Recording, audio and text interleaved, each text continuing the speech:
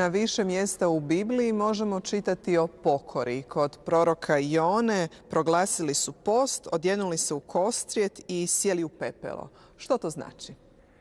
Evo, taj primjer Jone je jedan vrlo znakovit i vrlo konkretan primjer. Prorok Jona je dobio zadatak od Boga da propovijeda Ninivljanima, da ih upozori da će za 40 dana biti uništeni. A onda su oni u znak svoje pokore učinili, proglasili post za sve, i ljude i životinje, da ništa ne jedu, ne piju. Također su se obukli u kostrijet i posipali pepelom, sjeli u pepelo. Tako da je to jedan znakovit način koji nam govore te tri stvari koje su činili ljudi u biblijsko vrijeme. To nisu samo činili Ninivljani, to su činili Židovi općenito kada bi vršili pokoru, da bi se oblačili u tu kostrijet. To je jedna gruba odjeća koja stvara čovjeku nelagodu, ali tom pokorom on izražava svoju molitvu. Također i taj post koji je isto htio nadograditi da molitva bude značajna i plodonosna, da se uzdržavaju od hrane, od pića. I onda imamo taj znak pepela koji je jedan simbol skrušenosti, poniznosti, smrtnosti, da se čovjek pred Bogom smatra i shvaća ovisnim o njegovoj milosti. I zaista u slučaju Ninivljana i Joninog propovjedanja oni su se obratili i Bog ih je oslobodio od kazne uništenja. Koja je simbolika pepela?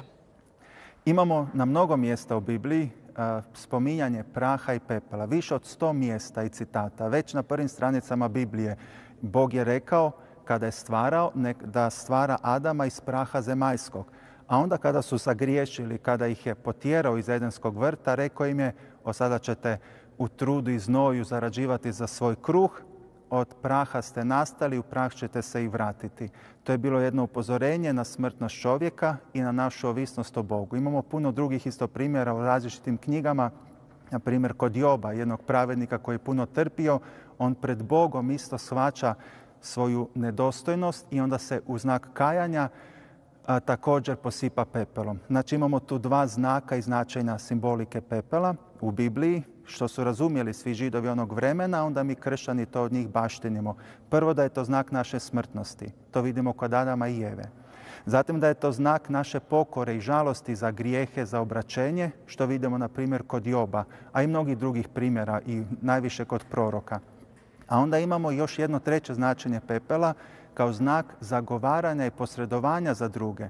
Na primjer, prorok Danijel se posipa pepelom moleći da Bog oprosti grijehe narodu, ili također kada je bila prijetnja, to imamo u knjizi o Esteri, o kraljici koja je sukla svoje kraljevsko odijelo, svoje ukrase i nakite, obukla se u ružnu odjeću i posipala pepelom, moleći Boga da se smiluje njezinom narodu kojem je prijetilo uništenje.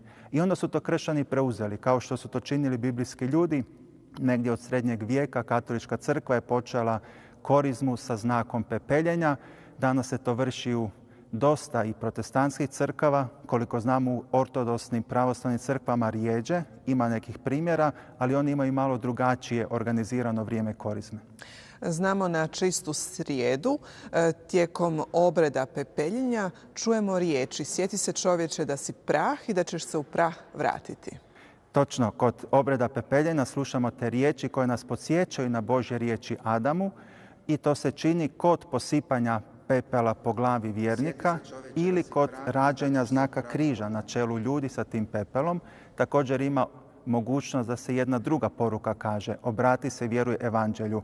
Ali ta poruka koja nas možda može preplašiti, sjeti se čovječe da si prah i da ćeš se u prah vratiti, jer nam govori da ćemo umrijeti, ali nam zapravo želi poručiti ono smrtno i zemaljsko umire, ali ono Božje ostaje.